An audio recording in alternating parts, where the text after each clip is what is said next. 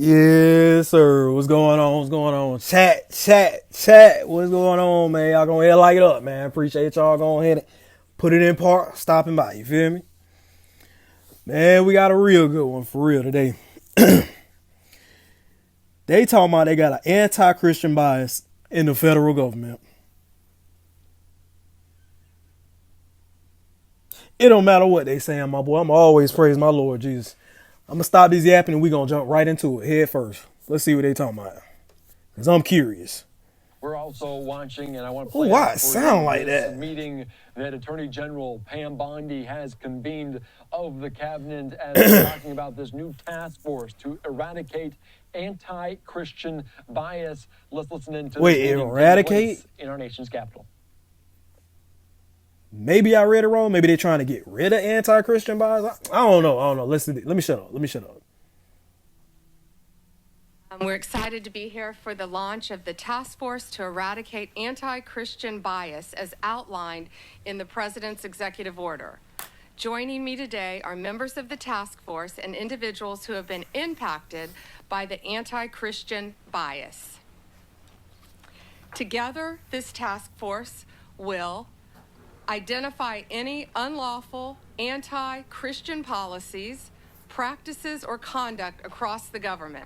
Seek input from the faith-based organizations and state governments to end anti-Christian bias. Find and fix deficiencies in existing and regulatory practices that might contribute to the anti-Christian bias. As President Trump has stated, the Biden administration engaged in an egregious pattern of targeting peaceful Christians while ignoring violent anti-Christian offenses. The president is right. Biden's Department of Justice abused and targeted Christians. Pro-life Christians were arrested and imprisoned for peacefully praying outside abortion clinics. Right. The FBI spied on traditional Catholics in their parishes. President Biden declared Easter Sunday to be Transgender Day of Visibility. Ain't no way, no boy. longer. Vandalism against churches was 8 times higher in 2023 than it was in 2018. And it's at President Trump's directive, we ended those abuses at the Department of Justice on day one. We dropped 3 ongoing cases against pro-lifers and redefined the FACE Act to ensure that abuse would not continue and that American tax dollars were not used to support the weaponization of our legal system to target Christians. Just a few weeks ago, we convicted a man in Arizona for a plot to bomb Christian churches. Ooh, the Lord. Department of Justice will protect religious liberty for Christians and for all Americans. We'll work closely with everyone around this table and take a whole of government approach to solving this problem and ultimately protect Americans' First Amendment rights. The First Amendment isn't just a line in the Constitution, it's the cornerstone of our American liberty. It guarantees every citizen the right to speak freely, worship freely, and live according to their conscience without government interference. Okay, am I tripping? But it sounds like she talking about she trying to help the Christians. You feel me? You know what I'm saying? Trying to help them do their little thing. And put some laws into action that's gonna help us, you know what I'm saying, worship how we want to worship. You feel me? That what it sound like she talking about. Protecting Christians from bias is not favoritism. It's upholding the rule of law and fulfilling the constitutional promise. All right, then. Thank you to President Trump. We have an incredible opportunity, all of us around this table, to protect the rights of all citizens from discrimination based on their religious beliefs. Okay. And thank you all for being here based on this executive order, and I look forward to doing great work together. Now, Deputy Attorney General Todd Blanche has a few words. Good afternoon, everybody. First, thanks everybody for coming and for members of the task force for being here today and for your commitment to this important effort. If you look around this table and the leadership that's here, I know that combined with our shared determination to establish sound, effective policies and to push back against any form of anti-Christian or anti-religious bias that has taken root within the federal government, this will allow us to carry out the president's executive order. I want to echo what Attorney General Bondi just said. Supporting the free expression of faith is not just a constitutional principle. It is something that all forms of civil government should be encouraging.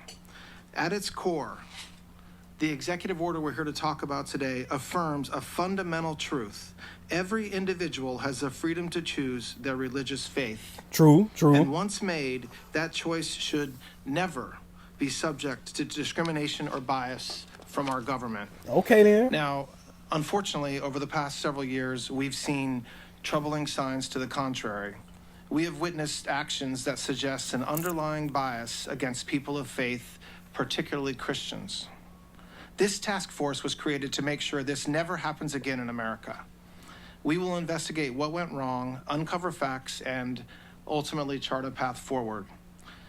So today, we're going to hear from individuals who will share their personal stories that reflect broader trends and challenges from the Biden administration's policies that, frankly, strip people of their inalienable rights.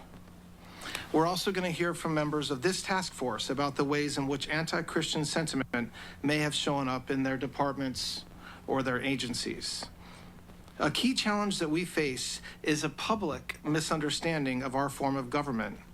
We're a constitutional republic, not a pure democracy. And this distinction matters because in a republic, individual rights are protected even when unpopular.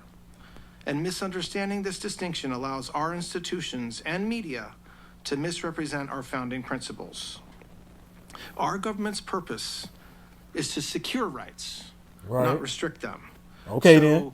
Yes, this task force has a big job ahead, but it's a vital one, and it's one that we're going to get done. Finally, I want to thank the members of the media who are with us today. We appreciate your attention and your presence for this opening portion of the meeting. At this time, we'll be moving into our internal discussions, and so if you would please make your way out, we'll then continue with the rest of our work in a closed session. Thank you very much. All right, just listening in there to AG Pam Bondi and others at this cabinet meeting. You saw them around that table in our nation's capital discussing this anti-Christian bias task force that was signed as an executive order by President Trump just a few short weeks after the inauguration. So All right, so basically it sounds like they got a little task force that's going to be handling business, and people who have a bias against Christians, they trying to take them down. Sound like they on our side, but hey, in the Bible it say we gonna be persecuted for his name's sake. So hey, it is what it is, man. You know what I'm saying? Can't stop what's to come. So just buckle up your seatbelts and get ready for a wild ride. You feel me? Because it's gonna be wild. Just stay rooted in your faith and you're gonna be alright.